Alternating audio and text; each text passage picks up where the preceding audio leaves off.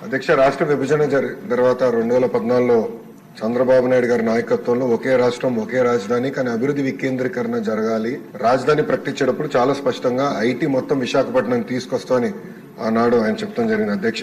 అధ్యక్ష చంద్రబాబు నాయుడు గారి చొరవ వల్ల ఈరోజు ప్రపంచంలో ఎక్కడికి వెళ్ళినా 20% మంది ఐటీ రంగంలో తెలుగులు ఉంటాం. నిజంగానే మనందరం గర్వపడాల్సిన అవసరం ఉంది అధ్యక్ష. కానీ వాళ్ళు మన రాష్ట్రంలో పనిచేసేదానికి సరైన ఎకో సిస్టమ్ లేకపోవడం అనేది చాలా చాలా బాధాకరం.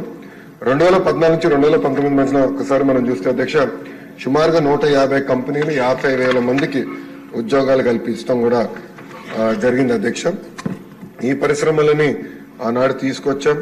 అంతేకాకుండా అనేక సందర్భాల్లో కాన్క్లేవ్స్ కూడా ఏర్పాటు చేసి వైజాగ్ ను ఫోకస్ ఏరియాగా తీర్చిదిద్దడం జరిగింది. ముందు చూపుతో డేటా సెంటర్ పాలసీ ఆనాడు తీసుకొచ్చి అదానితో కూడా ఒప్పందం కుదుర్చుకుని వాళ్ళు కూడా ఆనాడు భూములు కేటాయిస్తాం జరిగింది, శంకుస్థాపన చేస్తాం జరిగింది. కానీ అది ఆగిపోతాం జరిగింది అధ్యక్ష 2019 నుంచి 24 చూస్తే అధ్యక్ష ఎలాంటి యాక్షన్ లేదు. ఒక్క కాన్క్లేవ్ జరగలేదు, ఒక్క పరిశ్రమ రాలేదు అధ్యక్ష.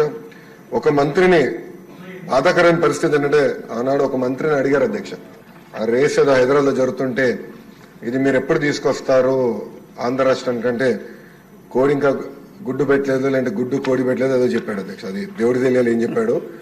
ఆ రోజు నుంచి ఆంధ్ర రాష్ట్రం అనేది ఎగతాళి చేశారు అధ్యక్ష. ఎక్కడికి వెళ్ళినా ఆంధ్ర రాష్ట్ర ఐటీ మంత్రి ఇలా ఉంటారా, ఇలా అవుతే పరిశ్రమలు ఎట్లా వస్తాయని కూడా వాళ్ళందరూ ఎగతాళి చేసే పరిస్థితి అధ్యక్ష. అంతేకాకుండా అధ్యక్ష నేను మంత్రి అయిన తర్వాత అనేక కంపెనీల్లో కూడా కలిస్తే గత ప్రభుత్వంలో ఉన్న వాళ్ళు చాలా స్పష్టంగా మన కంపెనీల్లో వాటాలు అడుగుతాం జరిగింది అధ్యక్ష. వాటాలు అడిగారు అధ్యక్ష. దానివల్ల ఆ కంపెనీలన్నీ వెనక్కి వెళ్ళిపోయినాయి. అంటే ఐటీ కంపెనీల్లో కూడా వాటాలు అడిగే పరిస్థితికి వీళ్ళు వచ్చారు అధ్యక్ష. ఏం చెప్పాలి అధ్యక్ష. ఇంతేకాకుండా పెద్దలు అన్నట్టు నిక్సీ కూడా నాడు పట్టించుకోలేదు, ఎస్టీపీఐకి ఇవ్వాల్సిన భూములు కేటాయించలేదు. ఇంకా మిలేనియం టవర్ ఫేజ్ 2 వచ్చే గల అక్కడ మన సచివాలయం పెడతామని మొత్తం డ్రామా నడిపించారు అధ్యక్ష. సచివాలయం పెట్టలేదు, అలానే ఐటీ కంపెనీలు కూడా అది కేటాయించలేదు అధ్యక్ష. దానివల్ల ఆంధ్ర రాష్ట్ర యువకులు చాలా చాలా నష్టపోతాం జరిగింది అధ్యక్ష.